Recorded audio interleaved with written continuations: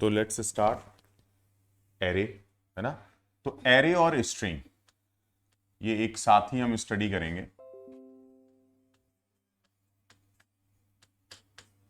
Array and string, it's very important. तो इस पे भी लगातार क्वेश्चंस पूछे गए हैं, है ना। लूप मैंने इसका एक पूरा अलग ही सीट बना के दिया हुआ है, प्लस आपको अलग से भी एक सीट मिलेगी, स्ट्रिंग की भी सीट मिलेगी आपको। फिर स्ट्रिंग के बाद बहुत ज़्यादा डीप में नहीं जाएंगे, जो जो इंपॉर्टेंट टॉपिक्स हैं, static scoping, dynamic scoping, structure, इन सब पर बात करते हुए सी को ख़त्म करेंगे, है ना। तो अगले वीकेंड के एक लेक्चर में लगभग सी आपकी पूरी फिनिश हो जाएगी, जो कि इंपॉर्टेंट टॉपिक्स हैं। आपको फोकस करना है इंपॉर्टेंट टॉपिक्स पे, आपको फोकस पूरी सी पे नहीं करना है, क्योंकि पूरी सी पढ़ने जाएंगे तो वो 60 घंटे की होती है, लगभग 60 घंटे 70 घंटे में सी कंप्लीट होती है। दिट्स वो अपने आप में एक लंबा इंटरवल है। तो एरे को स्टार्ट करते हैं, अभी वेट कर लेते हैं कुछ लोगों का, बिकॉज इंपॉर्टेंट टॉपिक है और हर साल लगभग 1-2 नंबर का क्वेश्चन बनता है एरे पे। तो अगर पीछे कोई डाउट हो पॉइंटर्स पे और, तो हम डिस्कस कर सकते हैं उसको। पॉइंटर्स से रिलेटेड कोई डाउट हो, रिकर्सन से रिलेटेड, लूप से रिलेटेड, या क्वेश्चंस की जो सीट दी है उसमें कोई क्वेश्चंस नहीं ही आ रहे हों। हाँ, किसी रिकर्सन का है? कौन सा?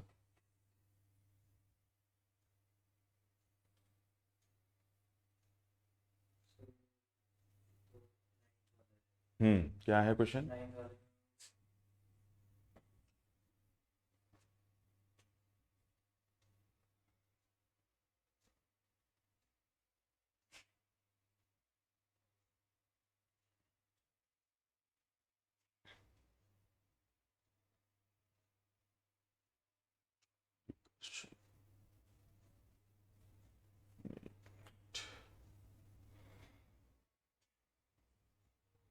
ये है 7th,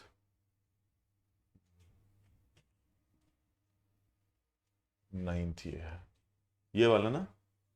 हाँ, इसको अभी छोड़ेंगे। ये भी एक तरीके का ऐसा क्वेश्चन है जिसमें क्लैरिटी नहीं दी इन लोगों ने, because this word is not clear. What is they are saying? ABS,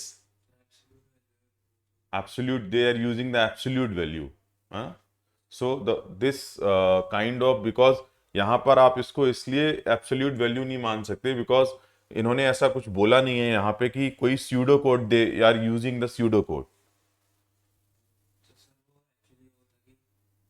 return क्या करेगा और क्यू की वैल्यू क्या होगी वहाँ पे। वो ठीक है, मैं क्वेश्चन को जानता हूँ, क्वेश्चन में क्या पूछा गया है, बट मैं ये इस क्वेश्चन को इसलिए बहुत क्लैरिफाई नहीं कर रहा हूँ क्योंकि यहाँ पर इन्होंने सिंपली इस चीज में ये वर्ड इंक्लूड नहीं किया है कि this is a pseudo code. ये कंप्लीट एक सी प्रोग्राम दे रहे हैं आपको, और उस सी प्रोग्राम में, है ना, they are using some kind of these words, जहां पर इन्होंने कहीं मेंशन नहीं किया है। वो तो आपने कहीं सॉल्यूशन देखा होगा, वहां पर आपने एबीएस का मतलब समझा होगा, they are using the absolute value, that's why ना। एबीएस को वो फंक्शन होता हाँ, करेक्ट। अगर एबीएस कोई फंक्शन है सी में, ठीक है, जो आप कह रहे हो एब्सोल्यूट वैल्यू निकाल के देता है, अगर ऐसा कुछ है तो you have to use complete code, जहां पर आपको पूरा प्रॉपर बताना पड़ेगा कि उसकी लाइब्रेरी में हम कौन सी लाइब्रेरी में उस फंक्शन को यूज कर रहे हैं। Otherwise you can't use the ABS directly, है ना। तो वो लाइब्रेरी आपको मेंशन करनी होगी, वो प्रॉपर पूरा कोड बनाना होगा जहां पर इस चीज को दिया था। तो मैं इस क्वेश्चन को पूरी तरीके से उस डोमेन में और उस पूरी डायरेक्शन में पुट नहीं करता हूं जहां पर इस क्वेश्चन का क्लियर कट आंसर दिया जाए। फिर भी उन लोगों ने क्या किया हुआ है कि जनरली इस क्वेश्चन को सोल्यूशन तो लगभग हर वेबसाइट में कुछ ना कुछ सोल्यूशन तो देते ही है, ये तो एक कॉमन पॉइंट दे दिया है। तो इन्होंने क्या माना इसको कि x² - 3, है ना, कि अगर आप इसको देखते हैं तो दो तरीके से रिटर्न मिलते हैं आपको, ठीक है। एक यहां पे रिटर्न मिल रहा है, एक यहां। अभी ऐसा करते हैं कि थोड़ी देर, कुछ लोग नए हैं तो अभी इसमें मैं अभी अपने कल के क्वेश्चंस को भी लूंगा। कल मैंने 2 क्वेश्चंस कहे थे, तो हम लोग पहले एरे को स्टडी कर लेते हैं, फिर जो बचा हुआ समय होगा लास्ट का 1 घंटा, उसमें रिकर्सन के क्वेश्चंस को उठा लेंगे, तो ये क्वेश्चंस भी आपका उसमें ले लेंगे, ठीक है। बड़ा सही क्वेश्चन इस सेंस में है कि अगर इसको ये पूरा देते, प्रॉब्लम इन्होंने क्या करा है कि क्वेश्चन पूरा नहीं दिया, बस इन्होंने आधा अधूरा, या तो इनको फिर इस तरीके से लिख देना चाहिए था कि ये this is kind of the pseudo code, और ये इस तरीके से कुछ लिख देना चाहिए था, तो ये क्वेश्चन परफेक्ट था। फिर यू कैन यूज की एब्सोल्यूट वैल्यू हम यूज कर सकते हैं अगर स्यूडो कोड में सब चल जाता है। But if you are not defining the libraries, if you are not defining the main function, और यू आर सेइंग कि इस तरीके का हमने कोई कोड लिख दिया है जिसकी आपको वैल्यू बतानी है, तो इसमें बहुत ज्यादा डिटेल्ड डिस्कशन हो सकता है। सो दैट्स वाई मैंने इसको ऐसे जोन में रखा है जहां पर लोगों ने इसके सॉल्यूशंस तो दिए हैं लेकिन जबरदस्ती निकालने की कोशिश की है सॉल्यूशन को। तो मैं जबरदस्ती निकालने वाले सॉल्यूशंस को सॉल्यूशंस नहीं मानता, क्योंकि आपको गेट में दे दिया है तो गेट का हर क्वेश्चन सही होगा ऐसा भी नहीं है। मैं आपको एक पूरे क्वेश्चंस की लिस्ट बना के भेजूंगा जहां पर आप देखना कि क्वेश्चंस गलत डिजाइन ही कर दिया गया, गलत फ्रेम कर दिया गया क्वेश्चन।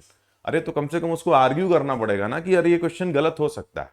अब जैसे कल का एक क्वेश्चन था जहां पर मैंने वेल माइनस माइनस आपको डिफाइन किया था, है ना।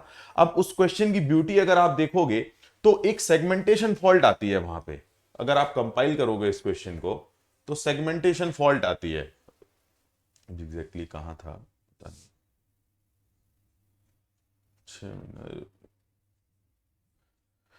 तो इन क्वेश्चंस को हम अभी देखेंगे बाद में, क्योंकि ये जितने भी कंट्रोवर्शियल काइंड ऑफ क्वेश्चन है इनमें अभी उलझना नहीं है, पता भी नहीं है कौन सा था क्वेश्चन। हाँ इसमें मतलब ढूंढना डिफिकल्ट है, बाकी तो वो वाला ही था फंक्शन। हाँ, ये है सही।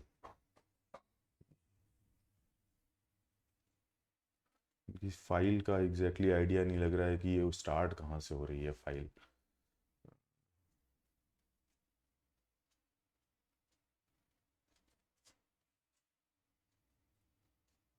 पता ही नहीं है।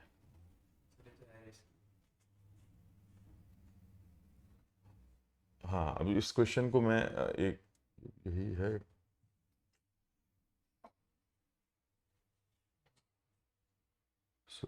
कहीं पे एक कल मैंने डिस्कस किया था उसको, अब पता नहीं कहाँ किया था।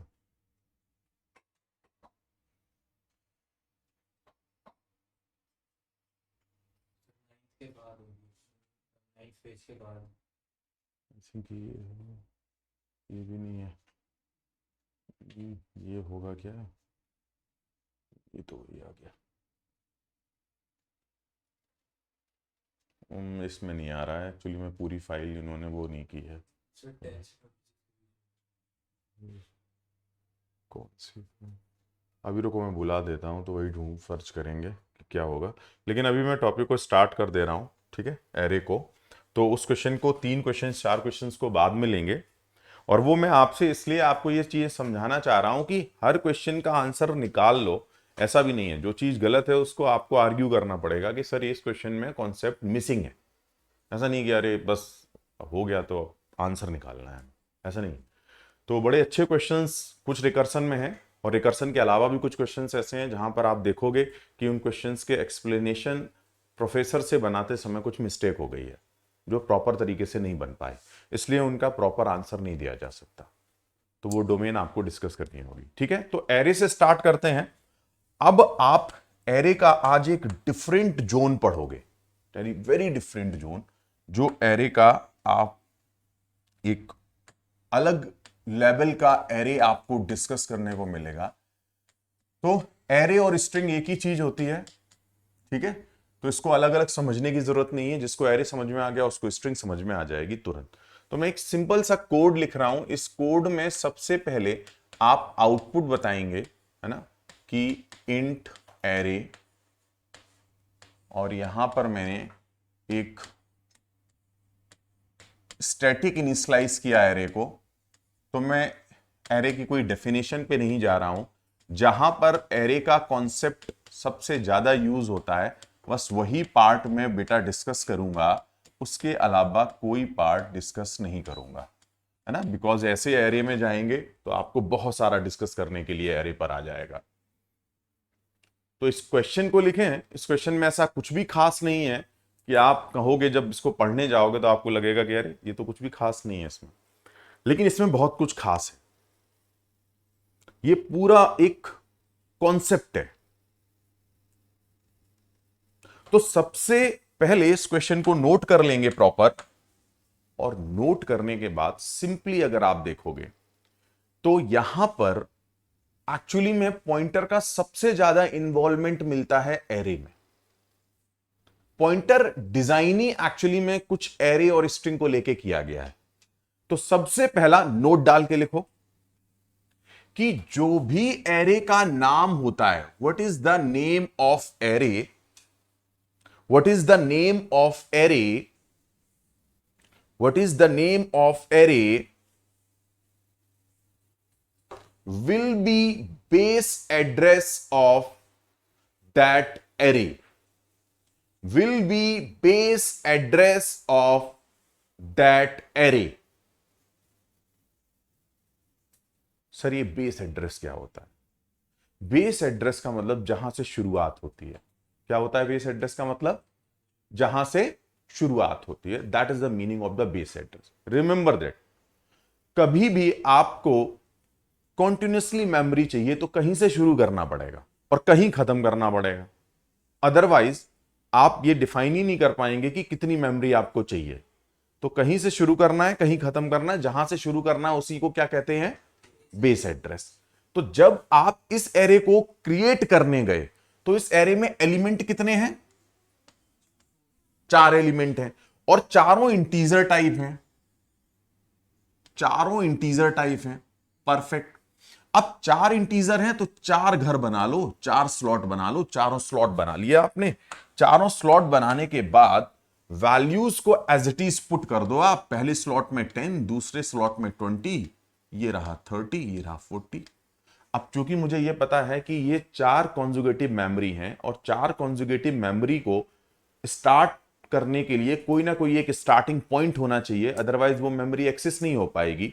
तो मैंने क्या किया, जो एरे का नाम होता है वही एरे का बेस एड्रेस होता है। तो मैंने यहां से इसके शुरुआत वाले पॉइंट को ए मान लिया, लेकिन ये ए एक एड्रेस है। रिमेंबर दैट, ये कोई वेरिएबल नहीं है, ये पॉइंटर वेरिएबल है। तो remember, A is a pointer variable, A is a address और पॉइंटर वेरिएबल। एड्रेस का मतलब पॉइंटर, या एड्रेस कह लो या पॉइंटर कह लो, है ना। दोनों एक ही सिक्के के दो पहलू हैं, है ना। तो कोई अगर आपको एड्रेस बोलता है तो आपके बैकएंड में दिमाग में चलना स्टार्ट होना चाहिए पॉइंटर, कि ये पॉइंटर की बात कर रहा है। तो ए इज ए पॉइंटर एक्चुअली। अब ये ए है तो अगला स्लॉट a+1 होगा। ये पॉइंटर अर्थमेटिक कहती है। कौन कहता है इसको? Pointer arithmetic. क्यों? क्योंकि पॉइंटर अर्थमेटिक का एक बहुत खास रूल है कि अगर पिछले वाले स्लॉट की वैल्यू a है तो अगले वाले स्लॉट की वैल्यू a+1 होगी। हमें नहीं पता कि एक्चुअली में ये जो मेमोरी मैंने काटी है ये 4 बाइट की काटी है कि 8 बाइट की काटी है कि 2 बाइट की काटी है। क्यों? क्योंकि ये कंपाइलर डिपेंडेंट होता है। पता नहीं कि इंटीजर को सेव करने के लिए कितनी मेमोरी चाहिए। ये कंप्लीटली कंपाइलर डिपेंडेंसी होती है कि नहीं होती है? कंपाइलर डिपेंडेंसी होती है कि मुझे इंटीजर को 2 बाइट में रखना है, ये कंपाइलर बताएगा। मुझे इंटीजर को 4 बाइट में रखना है, ये कंपाइलर बताएगा। मुझे इंटीजर को 8 बाइट में रखना है। अब फंस जाओगे आप। मान लो किसी ने इसको 1000 कहा, अब आपको तो नहीं पता कि आप किस कंपाइलर पर इसको चलाने वाले हो। तो कोई इसको 1000 बोलेगा तो ये 1002 हो जाएगा, कोई अगर इसको 1000 बोलेगा तो ये 1004 हो जाएगा, कोई इसको 1000 बोलेगा तो इसको 1008 हो जाएगा। क्योंकि जो 8 बाइट वाला कंपाइलर होगा वो अगला एड्रेस 1008 लेगा, जो 4 बाइट वाला कंपाइलर होगा वो अगला एड्रेस कहां से शुरू करेगा? 1004 से शुरू करेगा।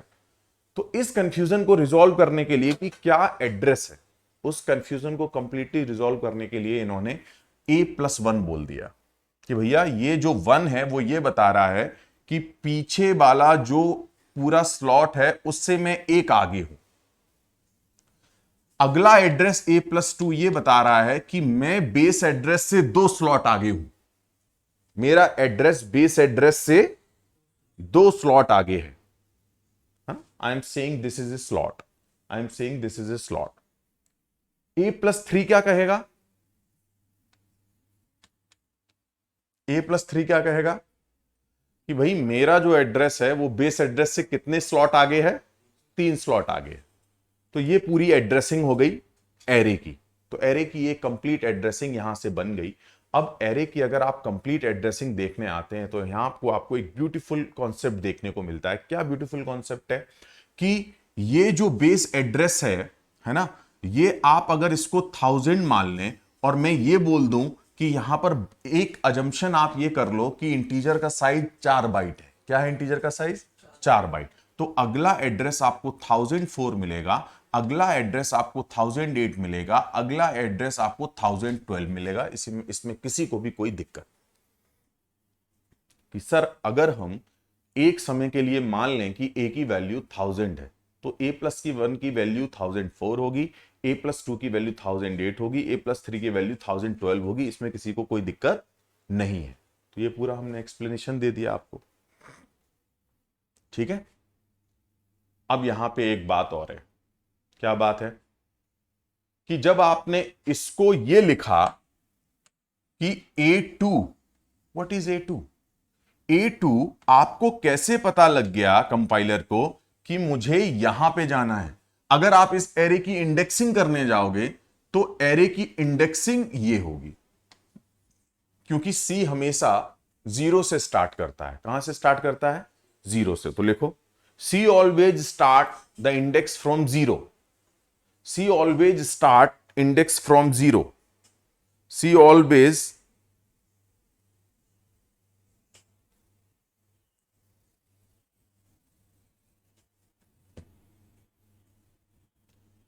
लेकिन हर लैंग्वेज में ऐसा नहीं होता है कि इंडेक्स आपका 0 से स्टार्ट हो। C में 0 से स्टार्ट होता है, ठीक है। तो C कभी भी एड्रेसिंग करने जाएगा 0 से स्टार्ट मिलेगा आपको। तो हो गया, कोई प्रॉब्लम नहीं है। आपने 0 से स्टार्ट कर दिया। पहले कमरे का इंडेक्स 0 है, दूसरे कमरे का इंडेक्स 1 है, तीसरे कमरे का इंडेक्स 2 है और चौथे कमरे का इंडेक्स 3 है। Perfectly clear. तो ये परफेक्टली क्लियर है पूरा। अब मैंने इसमें क्या बोला? मैंने कहा A2 की जब एक्सप्लेनेशन की बात आई तो ये A2 एक्चुअली में है क्या, ये A2 कैसे कंपाइलर ने कैलकुलेट किया। सबसे पहले मैंने चलना जिस बेस एड्रेस से स्टार्ट किया था वो बेस एड्रेस क्या है? A। क्या है वो? A। प्लस मैं किस इंडेक्स पर जाना चाह रहा हूं वो यहां से पता लगेगा। मैं सेकेंड इंडेक्स पर जाना चाह रहा हूं तो मैंने कर दिया 2। So I want to access the second index. So A+2. A+2 means I want to access this location. So I am outside of that location because A+2 is nothing. A+2 is a pointer which pointing to A+2 location. So this is a pointer which is pointing to A+2 location. But I am outside of that location. I am not inside of that location. है ना? अब आपको इसके अंदर जाना है. So you have to apply star. When you apply star means move outside to inside. So move outside to inside. क्या मिलेगा आपको? 30. So answer is 30. So remember this. This expression is completely represented in the form of this expression. Actually, compiler break this expression in this expression, into this expression. Compiler जो समझता है वो इस form में समझता है, इस फॉर्म में नहीं समझता. तो A+2 से हम फाइनली यहां पर आ गए और फिर स्टार लगा के अंदर चले गए. कंपाइलर इस तरीके से इस एक्सप्रेशन को समझेगा. तो ये एक परफेक्ट एग्जांपल है जो आपके पूरे कॉन्सेप्ट को क्लियर करेगा एरे के, कि एरे में आप कुछ भी एक्सेस करने जाते हैं अगर तो एरे में आपको कंपाइलर कैसे एक्सेस करेगा. कंपाइलर ऐसे एक्सेस करेगा इसको, है. तो ए को एक्सेस करने जाएगा तो 10A+1 को, तो 20A+2 को, 30A+3 को, तो 40. अब मैंने आपसे एक पॉइंट यहां पर यह बोला कि जो एरे का नाम होता है वही एरे का बेस एड्रेस होता है. इसको बिल्कुल दिमाग में चिपका के रखना है आपको. ये कॉन्सेप्ट आपका हर जगह यूज होने वाला है. लेकिन अब बात यह होती है कि सर मैं अगर ये कहूं कि क्वेश्चन को थोड़ा सा चेंज करता हूं, क्या क्वेश्चन है? क्वेश्चन ये है कि मैंने एक बहुत बड़ा एरे ले लिया और वो एरे 50 एलिमेंट्स का है और उसमें मैंने एलिमेंट्स स्टोर करा दिए 50, कुछ इस तरीके से। इट्स बिग थिंग, स्टोर करा दिया मैंने इसको पूरा। फिर उसके बाद मैंने क्या किया कि यहां पर मैंने जस्ट इस मेमोरी को पूरा जब ड्रॉ किया तो इस मेमोरी को ड्रॉ करते समय मैंने एक चीज नोटिस की, क्या कि 1 2 और यहां जाके लास्ट एलिमेंट 30 होगा और मैं अगर इंडेक्सिंग की बात करता हूं तो 0 1 और ये 49 होगी। M I right? और सर आपने बोला कि जो एरे का नाम होता है वही एरे का बेस एड्रेस होता है। सो this is a plus 1 and this is a plus 49। हर मकान का मुझे एड्रेस पता लग गया और हर मकान का मुझे इंडेक्स पता लग गया। एरे में दो चीजें ही आपकी जरूरी होती हैं, तो right down the note. In array always remember two things. In array always remember two things. First the index of array, and second is addressing of array। ये आपको कभी भूलनी नहीं है। कभी भी एरे आप ड्रॉ करोगे ये दोनों चीज बेटा आपको ड्रॉ करनी है, एड्रेसिंग ड्रॉ करनी है और ये ड्रॉ करना है। Always remember that. अब आपने कहा कि सर अगर मैं ये कहूं कि एरे स्टार्ट हो रहा है 1000 से, suppose array is starting from 1000 और मैं ये मान रहा हूं कि एक डब्बे की वैल्यू 4 बाइट है, इंटीजर 4 बाइट में स्टोर किया जा रहा है। इंटीजर स्टार्टिंग हुई थी 16 बिट से। किससे हुई थी? 16 बिट से। लेकिन अब 16 बिट में बहुत बड़े इंटीजर तो स्टोर किए नहीं जा सकते हैं। 16 बिट की रेंज है अपनी 0 to 15, है ना? तो उसमें इंटीजर की स्टोर करने की एक रेंज है। अब और बड़े बड़े इंटीजर्स वैल्यू पर जब आपको कैलकुलेशन करने की जरूरत पड़ी तो आपने उसको बढ़ाकर कितना किया? 32 किया। तो हम इसी तरीके से लॉन्ग कीवर्ड और ये सब यूज करना स्टार्ट किए जब इंटीजर के साइज में बहुत वेरिएशन होने लगा। तो यहां पर मैं ये मान के चल रहा कि इंटीजर का साइज 4 बाइट है। कितना है? 4 बाइट। तो अगर ये 1000 है तो अगला कितना होगा? 1004। और ऐसे करके सर हर डब्बे की अपनी एक वैल्यू निकल के आ जाएगी। बिल्कुल ऐसा है, हर डब्बे की अपनी एक वैल्यू निकल के आ जाएगी। तो हर बॉक्स की अपनी एक वैल्यू निकल के आएगी। किसी को यहां तक कोई कंफ्यूजन? क्या मैं सही बोल रहा हूं कि अगर पहले बॉक्स का एड्रेस 1000 है तो दूसरे का 1004 होगा? बिल्कुल सही। अब मैंने बोला कि सर कुछ देर के लिए मैं ये मान लिया कि ए, मान क्या लिया है भी कि ए की वैल्यू 1000 है। उसका नाम वेरिएबल के फॉर्म में ए है लेकिन उसका जो न्यूमेरिकल वैल्यू है वो कितना है? 1000। परफेक्ट है, कोई दिक्कत नहीं। अब लेकिन मैंने कहा कि दिक्कत फंसेगी कहां? दिक्कत फंसेगी ये कि अगर मैं आपसे बोलूं location of A47, if I'm starting from 1000 and every box need 4 bytes to store any integer, so definitely I'm taking the gap of 444. So if I'm starting 1000, the next will be 1004, next will be 1008. Then what will be the address of A47? That is the question जो आपको clear होना चाहिए जब आप जाते हो बेटा addressing करने। एड्रेसिंग पे ही क्वेश्चन पूछे गए एरे में और मैंने एरे की सीट बना के दी है आपको और आज दिखाऊंगा कि हर क्वेश्चन एड्रेसिंग पे पूछा गया है। जब आप ऐसा करने जाओगे कुछ नहीं करना आपको, अभी क्लियर होगा। क्या आपका डिजायर्ड इंडेक्स कितना है बेटा? किस कमरा नंबर पर आप जाना चाह रहे हो? 47 पर। शुरुआत 0 से होगी, ध्यान रखना।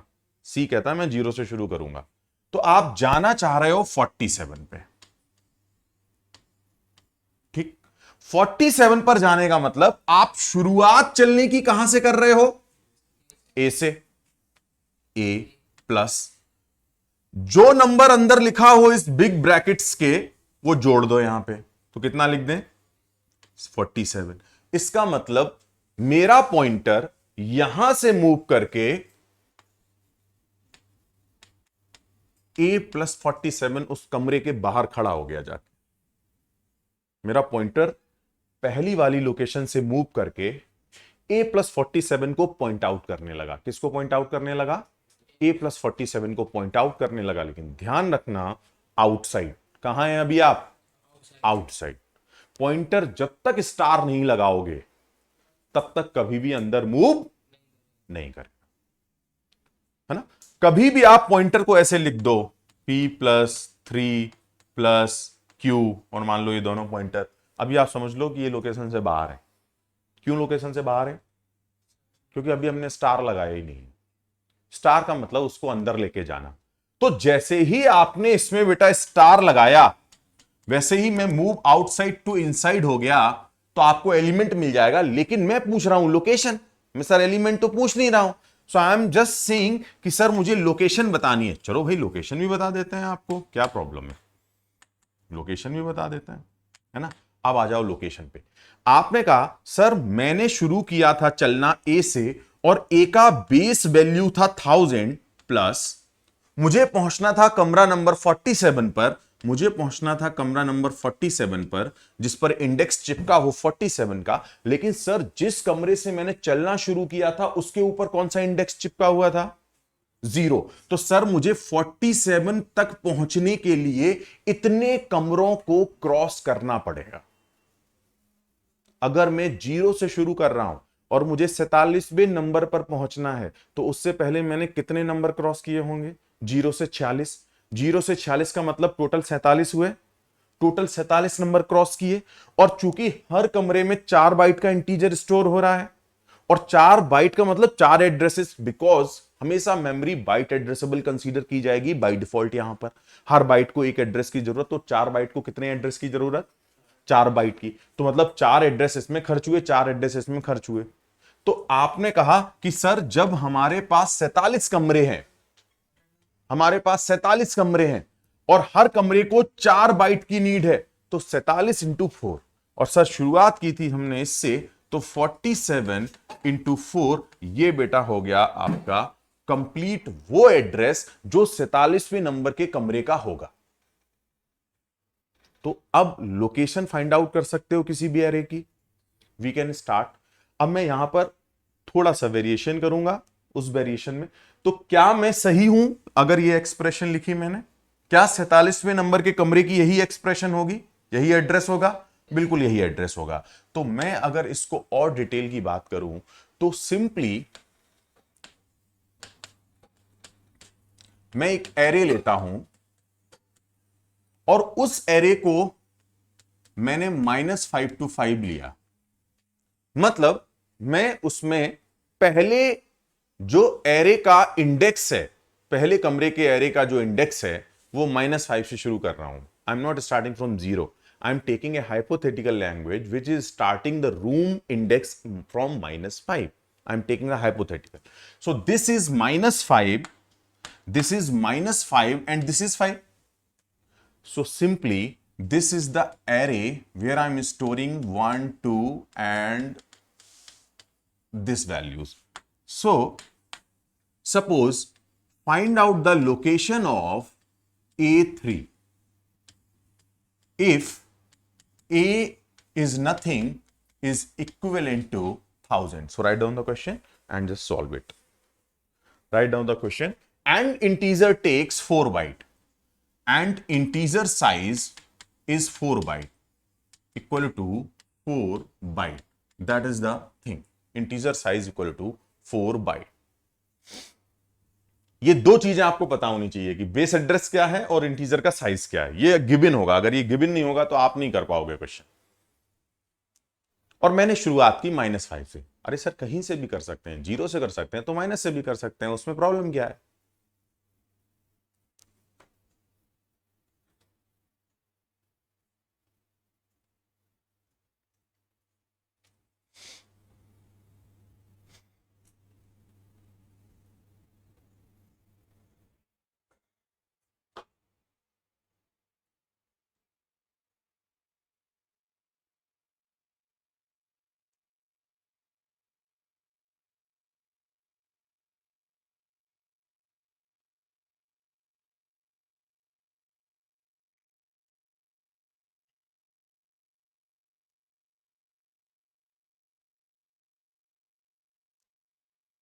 तो जब भी बेटा ऐसे क्वेश्चन आए, एरे का चित्र बना लो।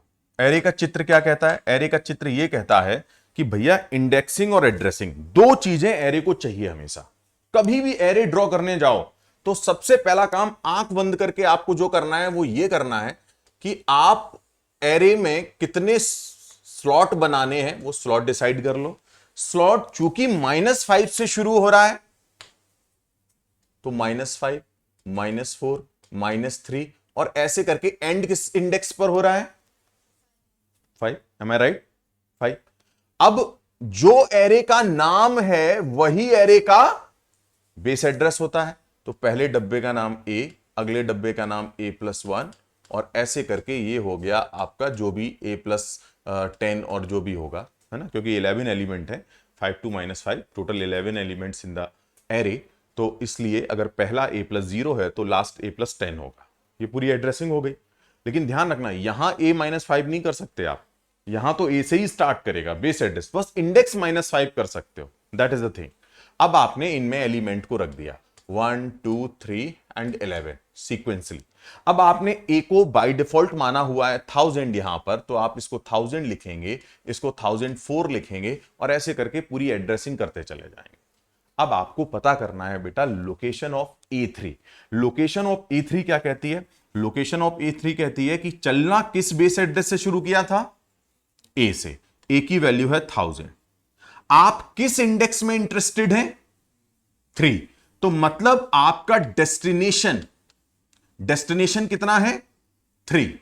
और आपने जिस इंडेक्स से चलना शुरू किया था वो इंडेक्स नंबर क्या था?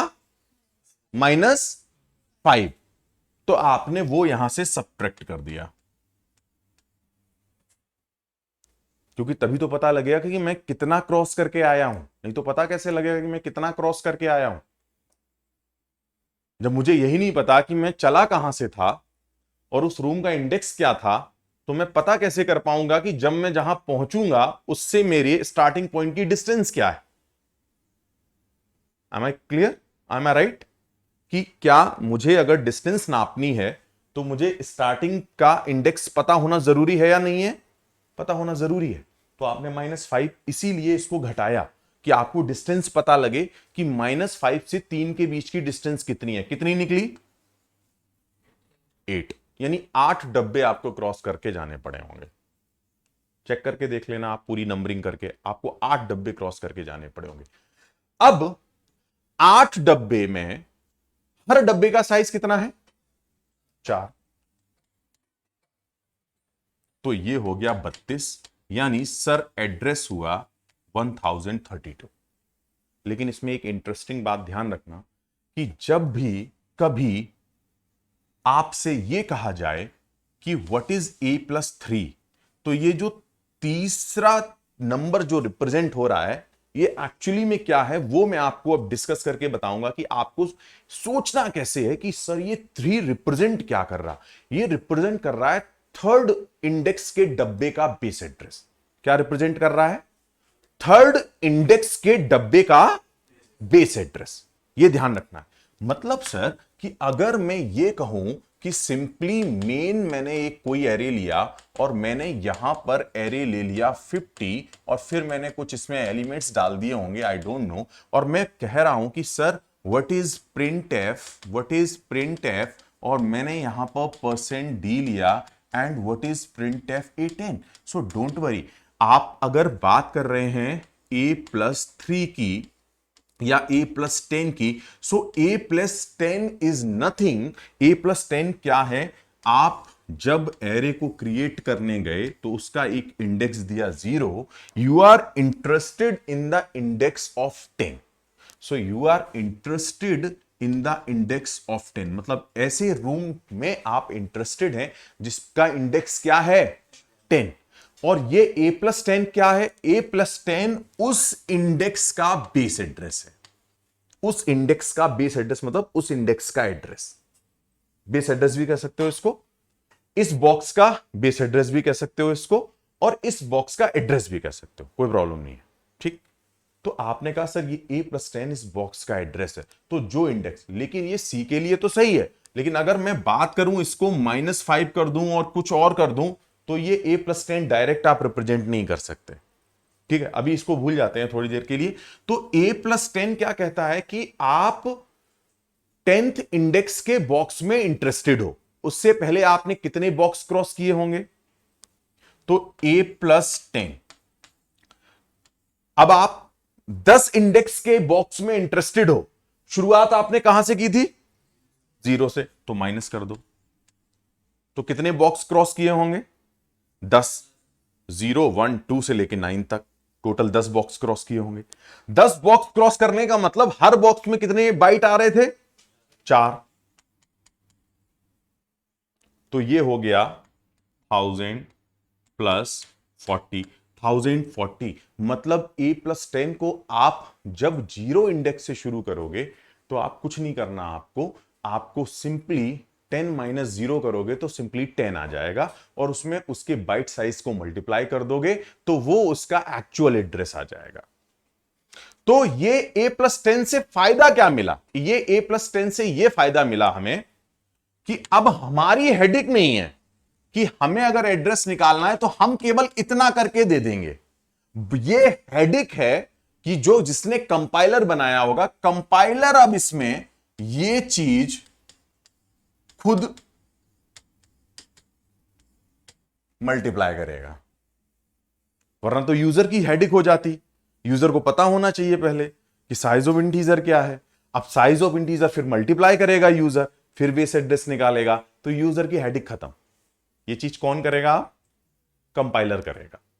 तो साइज ऑफ इंट जो है वो वेरी करता है, इसलिए यूजर पर एक्स्ट्रा हेडेक आ जाती कि अब वो पहले साइज ऑफ इंट पता करे, फिर उसको मल्टीप्लाई करे, तब किसी चीज का, किसी डब्बे का, किसी बॉक्स का बेस एड्रेस निकलेगा। तो इस बात से पूरा मुक्त कर दिया गया यूजर को। ये रिस्पॉन्सिबिलिटी किसको दे दी गई, यूजर को। इसलिए एरे की कोई भी इंडेक्सिंग करते समय हमें टेंशन ही नहीं लेनी, हमको बस इतना करना है a+1 a+2, इसमें बाय डिफॉल्ट ये चीज इंक्लूड होती हुई जा रही है, इसमें बाय डिफॉल्ट ये चीज इंक्लूड होती जा रही है। तो क्या फिर आपको सोचना है कि किस बॉक्स में कितने बाइट लग रहे हैं, फिर सोचने की जरूरत है क्या, नहीं, क्योंकि उसका टेक केयर कर रहा है हमारा कंपाइलर। उसकी जो रिस्पॉन्सिबिलिटी ले रहा है वो ले रहा है compiler. That is a thing, that is a beautiful thing जो आपको पॉइंटर अर्थमेटिक में क्लियर होनी चाहिए कि पॉइंटर अर्थमेटिक करते समय ये जो नंबर ऐड किया जाता है ये बताता है कि आप बेस एड्रेस से कितना आगे हो। ठीक, ये नहीं बताता है कि a+1 इसका बेस एड्रेस, एक्चुअल एड्रेस क्या है। एक्चुअल एड्रेस तो आपको इससे मिलेगा, ये बस ये बता देता है कि आप किस बॉक्स में इंटरेस्टेड हो, और जब आपको एक्चुअल निकालना हो तो आप इस पे चले जाओ, एक्चुअल निकाल लो।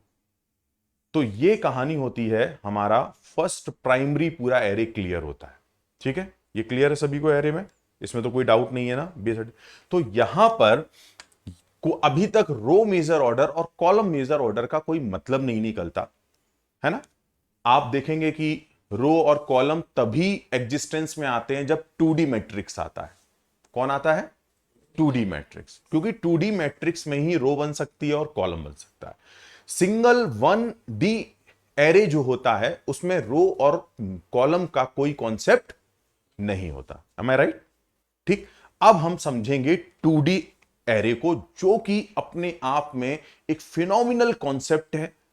और गेट में आपको जो मैंने सीट बना के दी है, लगभग आप देखेंगे कि हर ऑल्टरनेटिव ईयर्स में 2D एरे या 3D एरे पे क्वेश्चंस आपको देखने को मिलेंगे। सो राइट डाउन 2D एरे, और आप देखेंगे कि 2D एरे में एक अलग तरीके की दुनिया है। 2D एरे में एक अलग तरीके की दुनिया है। अब मुझे इतना बता दो कि क्या जो मैंने 1D बताया वो परफेक्टली क्लियर है, जो 1D बताया वो परफेक्टली क्लियर है पूरा?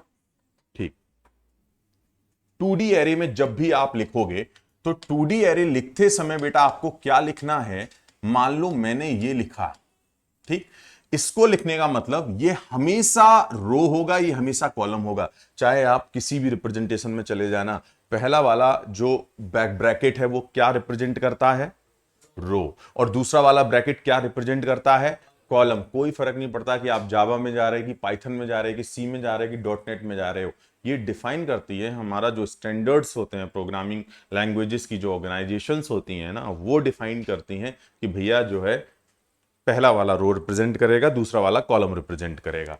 अब आपने कहा कि सर मान लेते हैं थोड़ी देर के लिए कि एलिमेंट हमारे 1 2 3 से लेके 6 तक हैं, कुछ ऐसे एलिमेंट हैं बाय डिफॉल्ट। इसका मतलब आपने क्या कहा सर यहां पे? आपने ये कहा सर यहां पे कि मैं सबसे पहले एक ऐसी मैट्रिक्स में इंटरेस्टेड हूं जिसकी 3 रोज हैं और 2 कॉलम है।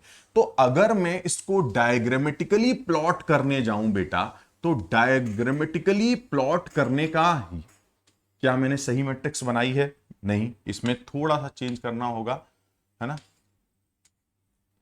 तो मैट्रिक्स क्या कह रही है? मैट्रिक्स ये कह रही है कि दिस, क्या मैंने सही मैट्रिक्स प्लॉट की है? बिल्कुल सही मैट्रिक्स प्लॉट की है। अब इस मैट्रिक्स में एरे का जो नाम है वही एरे का बेस एड्रेस है, रिमेंबर दैट। तो मैंने क्या किया, इस एरे की पहली रो को रिप्रेजेंट किया, दूसरी रो को रिप्रेजेंट किया, तीसरी रो को रिप्रेजेंट किया। इस मैट्रिक्स का पहला कॉलम रिप्रेजेंट किया, दूसरा कॉलम रिप्रेजेंट किया। और ध्यान रखना, चूंकि बाय डिफॉल्ट मैं सी की बात कर रहा हूं, तो सी कहां से शुरू करता है? किस इंडेक्स से? 0 इंडेक्स से। तो C always start column from the 0 index, C always start row from the 0 index. तो आपने कहा कि सर ये परफेक्ट है कि इसका रो इंडेक्स 0, इसका रो इंडेक्स 1 लिखते चलेंगे साथ में, इसका रो इंडेक्स 2। वेट, आपको जब भी ऐसा लगे कि मैं नोट कराने में आपको वो करा रहा हूं, तो आप रोक दिया करिए और नोट कर लिया करिए। नोट करने में मैं नोट्स बता रहा हूं कि 1 साल 10 साल का एक्सपीरियंस बता रहा हूं, नोट्स का कोई सब्स्टिट्यूट नहीं। क्यों?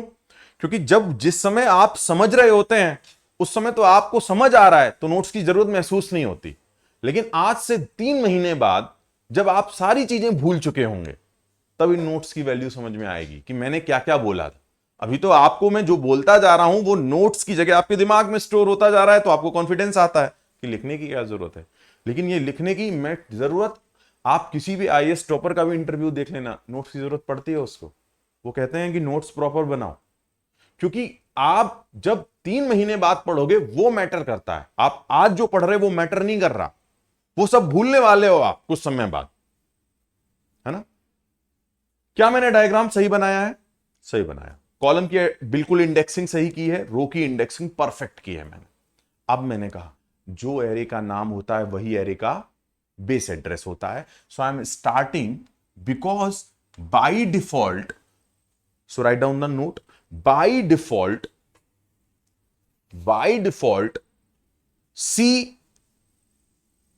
C defines in row measure order. By default, C defines in row measure order.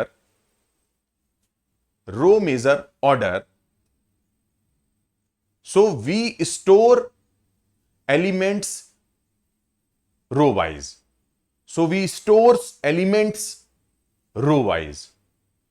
store elements row wise. ध्यान रखना, जब सी की बात होगी बेटा तो रो मेजर ऑर्डर सोचने की जरूरत नहीं है, रो मेजर ऑर्डर आपको बाय डिफॉल्ट लेना है। लेकिन अगर उन्होंने कहीं कॉलम मेजर ऑर्डर मेंशन कर दिया तो ध्यान रखना है फिर आप, लेकिन अगर उन्होंने कॉलम मेजर ऑर्डर नहीं मेंशन किया तो क्या लेना है?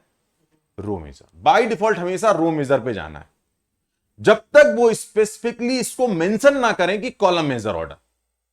और ध्यान रखना, दोनों में जमीन आसमान का अंतर है। जैसे ही वो कॉलम मेजर ऑर्डर कहेंगे प्रॉब्लम पूरी तरीके से चेंज हो जाएगी, और जैसे ही वो रो मेजर ऑर्डर कहेंगे प्रॉब्लम पूरी तरीके से चेंज हो जाएगी। It's very big difference.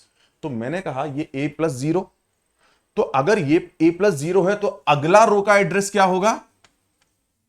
a+1, क्योंकि मैं रो वाइज जाऊंगा पहले, क्योंकि कॉलम में रो मेजर ऑर्डर है। अगले का एड्रेस रो का क्या होगा? a+2। अब मैं एलिमेंट्स को स्टोर करने की बात कर रहा हूं, तो 1 2 3 4 5 6 मैंने रो वाइज पहले रो कवर की, फिर दूसरी रो कवर की, फिर तीसरी रो कवर की। I am going to the row wise. अगर मैं इसी में कॉलम वाइज जाता तो बेटा मैं कैसा करता? 1 2 3 4 5 6, दैट इज द डिफरेंस। पहला मुझे कॉलम कवर करना होता, फिर मुझे दूसरा कॉलम कवर करना होता। यहां पर मुझे रो कवर करनी है, that's why I am going to 1 2 3 4 5 6। It is clear to everybody, है ना? अब मैंने यहां पर एक पॉइंट डाला, वो जरा नोटिस करना।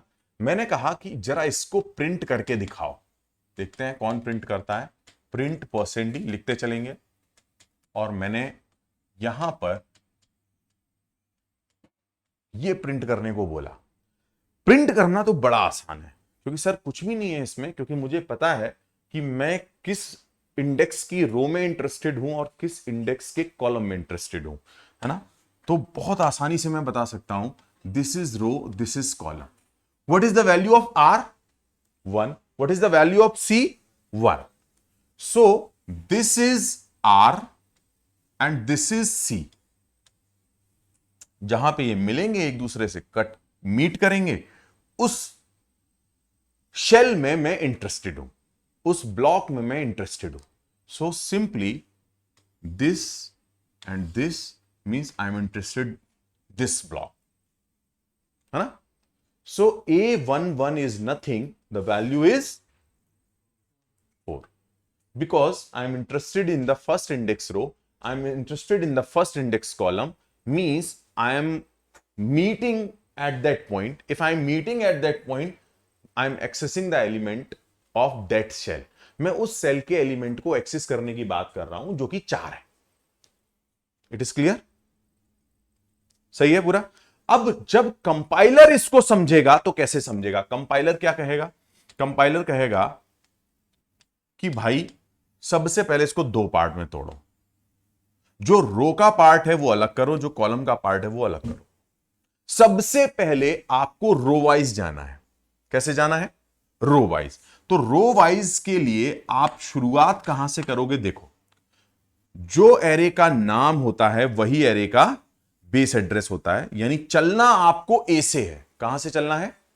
ए से। मतलब you have to start your journey from that point. Means A+0 और A सेम, दोनों एक ही चीज है, A+0 और A। सो A+0 भी वही है, क्योंकि जोड़ने पे 0 A ही आ जाएगा, नो प्रॉब्लम एट ऑल। तो आपने कहा मैंने स्टार्ट की जर्नी, वो जो जर्नी का स्टार्टिंग पॉइंट था वो A+0 था। A+0 से स्टार्ट करने के बाद आपको किस इंडेक्स की रो पे जाना है? किस इंडेक्स की रो पे जाना है? 1 इंडेक्स की रो पे जाना है ना? मींस क्या मैं सही कह रहा हूं कि क्या मुझे यहां जाना है? यही मेरी 1 इंडेक्स की रो है, तो मुझे यहां जाना है।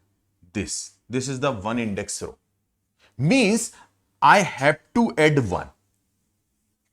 दिस 1 रिप्रेजेंट्स दिस 1, कि मुझे किस इंडेक्स की रो पे जाना है ना? This 1 represents this 1। क्लियर? ठीक। अब बिग ब्रैकेट का मतलब होता है स्टार। क्या होता है बिग ब्रैकेट का मतलब? Star. Write down note, 1 big bracket represent 1 star. सारे लोग लिखेंगे, किसी को नहीं पता इसके बारे में, कोई जानकारी नहीं है आपको। 1 big bracket represents 1 star. 1 big bracket represent 1 star.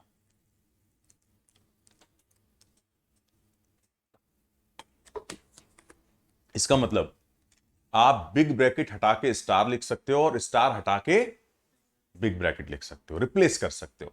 मतलब क्या मैं इस बिग ब्रैकेट को हटा के एक स्टार चिपका सकता हूं यहां पे? बिल्कुल। तो जैसे ही आप A+1 की बात करोगे बेटा, ध्यान रखना A+1 का जो मतलब होता है वो है, डायग्राम समझना कि A+1 का मतलब क्या है। A+1 का बेटा मतलब था ये, उस रो को बाहर से पॉइंट करना जिसका इंडेक्स 1 था। A+1 का मतलब उस पूरी रो को बाहर से पॉइंट करना जिसका एड्रेस कितना था? A+1। अभी आप बाहर हो रो के, आपको रो के अंदर एंट्री नहीं मिली है। मतलब कि अगर मैं ये कहूं कि सर इतनी बात का क्या मतलब है, ये जो एक्सप्रेशन लिखी है, इतनी बात का मतलब सर डायग्राम में समझाओ, तो ये है a+1, ठीक है। Your pointer is at the location of a+1 but outside of that row, outside of that row. अब आपको इस रो के अंदर एंटर करना है, तो क्या करना पड़ेगा, क्या करना पड़ेगा बेटा, you have to apply star, means यहां से बिग ब्रैकेट रिमूव किया, इसकी जगह स्टार लगा दिया। So apply star, move outside to inside. But the very interesting thing कि अगर मैं ए की वैल्यू कुछ समय के लिए 1000 मान लेता हूं, so I am starting from this address 1000, this is 1004, this is 1008, this is 1012, this is 1016, this is 1020। Addressing मैंने सही की है, रो वाइज की है एड्रेसिंग, कंप्लीट परफेक्ट की है एड्रेसिंग, हाँ जी सही की है एड्रेसिंग। 1000, 4, 8, 12, 16, 20 यही एड्रेसिंग होनी चाहिए थी। बट यहां पर आप ध्यान से देखना कि जब आप 1008 कह रहे हो तो ये 1008 इस रो का एड्रेस भी है प्लस इस एलिमेंट का एड्रेस भी है, ठीक है। जैसे अगर मैं ये कहूं, ये रही रो, ठीक है, इस रो में 1 2 3 4 5 कुर्सियां पड़ी हैं।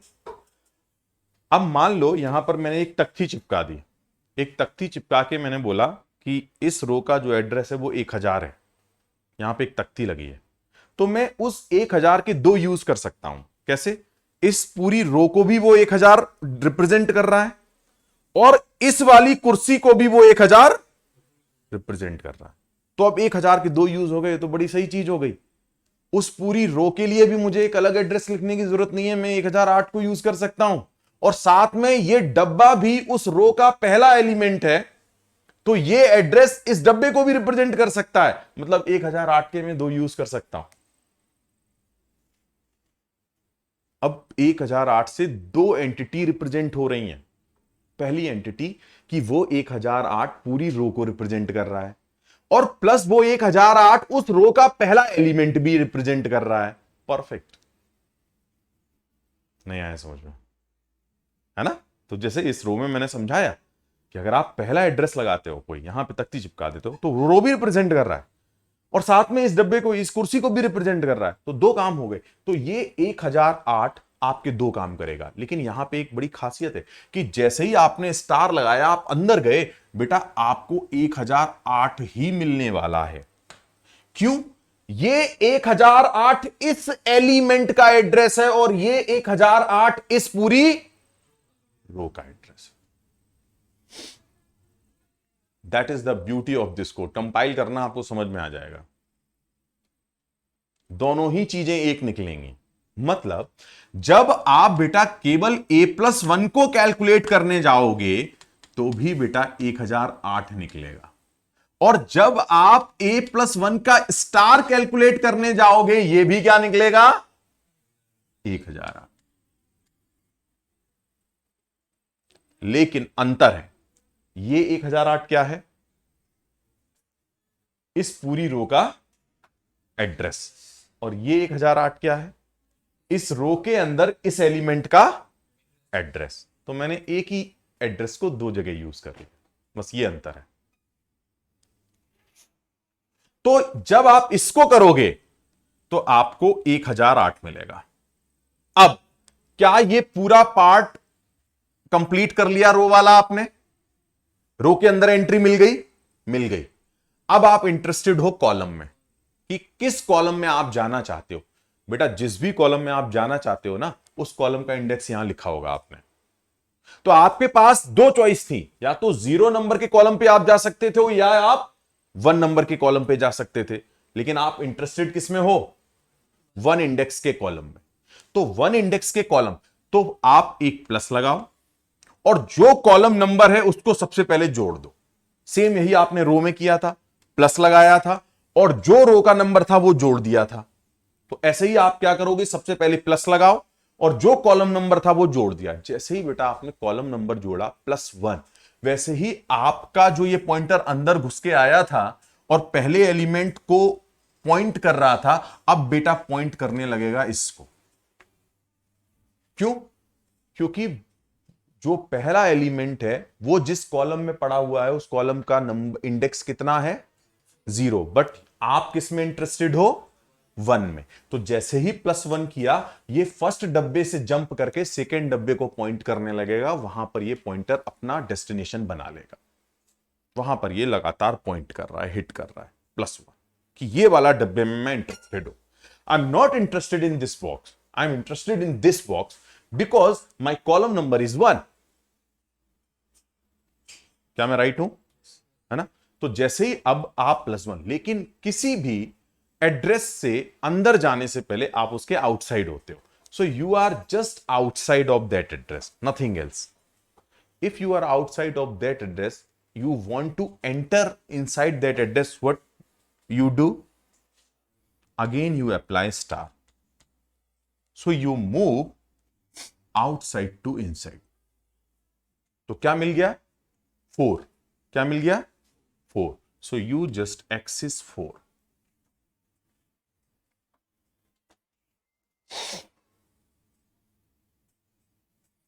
फटाफट नोट्स बनाएंगे, प्रॉपर क्लियर करके लिखेंगे।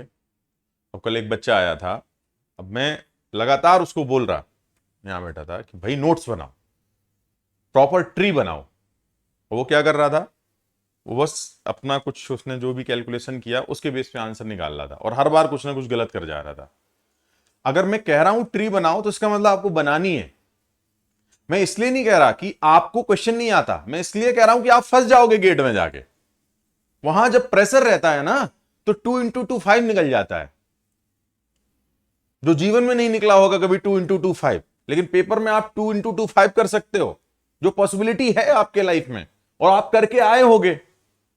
ऐसी कई सिली मिस्टेक्स आप करते हो, जब आपको याद आता है कि मैं ये मिस्टेक करके आया तो आपको अपने होने पे शक होने लगता है, अरे यार मैं ही था कि कोई और था। कई बार आप जोड़ने में गलती कर देते हो। कैसे कर सकते हो जोड़ने में गलती भाई? कोई इंसान जोड़ने में गलती कैसे कर सकता है? लेकिन एग्जाम में होती है, जोड़ने में भी गलती होती है लोगों से। उन्होंने कहा 11 + 13 25। 11 + 13 25। अगर आपसे कभी जीवन में रात सोते में भी पूछ दिया जाए 11 + 13, आप कभी 25 नहीं बोलोगे, लेकिन एग्जाम में आप 25 लिख देते हो। तो मैं वहां के हिसाब से आपको बताता हूं कि भाई वहां के हिसाब से आपको सोचना है, आपको अपने कमरे के हिसाब से नहीं सोचना है। आपको तब नहीं सोचना है कि आप मार चाय की चुस्कियां ले रहे हो और बढ़िया स्नैक्स भी चल रहा है और पेपर भी सॉल्व कर रहे हो, वहां के हिसाब नहीं। वहां चाय नहीं मिलने वाली है, वहां पीयर प्रेशर रहने वाला है। कभी आप एग्जाम को नोटिस करना, 3 घंटे जीवन के कब निकल जाते हैं आपको पता नहीं लगता। आपसे पेपर छीना जाता है और आप कहते हो 15 मिनट और दे दो मेरे को लाइफ के, 15 मिनट और दे दो। आपको पता ही नहीं लगता 3 घंटे गए कहां, और आप समय को रोकने की कोशिश करते हो पहली बार लाइफ में। अरे 1.5 घंटा हो गया, अरे यार थोड़ा रुको, 1.5 घंटा कैसे बीता, इतनी जल्दी 1.5 घंटा कैसे बीता, अभी तो शुरू किया था पेपर। वही आप हो, वही सारी चीजें हैं। फिर ये समय इतनी जल्दी बीत कैसे रहा? और होता है लाइफ में, आपने एक्सपीरियंस किया होगा जब आईटी जेई और इन सबके एग्जाम्स दिए होंगे। जब आप पेपर हॉल में तैयारी के साथ पहुंचते हो तो समय बहुत तेज भागता है। तो मैं जो चीजें बता रहा हूं, मैं बता रहा हूं आपको कि आपको नोट्स पर फोकस करना है और आपको क्लासरूम पे फोकस करना है। आप ऑनलाइन के भरोसे बैठोगे तो क्या पता ऑनलाइन आपके भरोसे बैठा हो। ऑनलाइन का मैं आपको कुछ चैलेंज बताता हूं कुछ बच्चों के लिए। ऑनलाइन का चैलेंज उन बच्चों के लिए तो बहुत, ऑनलाइन एक सपोर्टिव सिस्टम है कि एक बहुत मजबूरी के केस में आपको सपोर्ट, जैसे मैं ये कहूं कि किसी भी पेशेंट का ट्रीटमेंट आईसीयू से शुरू नहीं किया जाता कि आप खांसी में गए, डॉक्टर बोला कि खांसी आ रही है, आईसीयू में भर्ती कर दो, इसको बुखार आ रहा सर, आईसीयू में भर्ती कर दो। तो ऐसे इलाज नहीं होता। इलाज कैसे होता? अरे खांसी है, पहले 2 दिन 4 दिन आपको ट्रायल करेगा, फिर दवा देगा, फिर कोई दिक्कत होगी फिर टेस्ट कराएगा, ऐसे करता है ट्रीटमेंट। तो पहले ही आप ऑनलाइन पे कूदोगे, ये थोड़ा सा गड़बड़ है। आप ऑफलाइन पहले टेस्ट, ऑफलाइन की फीलिंग एक जिंदा फीलिंग होती है। You are interacting live with teachers, एक अलग मतलब। हाँ ऑनलाइन ठीक है, आपका कोई लेक्चर मिस हो गया या आपको कोई चीज रिवाइज करनी है, आप बीमार पड़ गए, बहुत सारी चीजों के लिए आप ऑफलाइन जा सकते हो, ऑनलाइन जा सकते हो, एक सपोर्टिव सिस्टम है, बड़ा सही है। लेकिन आप ऑफलाइन को रिप्लेस नहीं कर सकते, you never replace offline system, क्योंकि ऑफलाइन जो होता है वही रूट मॉडल है आपका। अब कल आप ये कहो कि नहीं मेरे को घर नहीं जाना, मैं तो बस जीवन भर अपने मम्मी पापा से ऑनलाइन इंटरेक्ट करूंगा, मैं तो हाँ बस पापा मम्मी आ गए जूम पे पैर छू लिए, हाँ भैया बढ़िया, हम जाना ही नहीं, मुझे जिंदगी में कभी घर ही नहीं जाना, क्यों? क्योंकि मुझे ऑनलाइन मॉडल मिल गया है।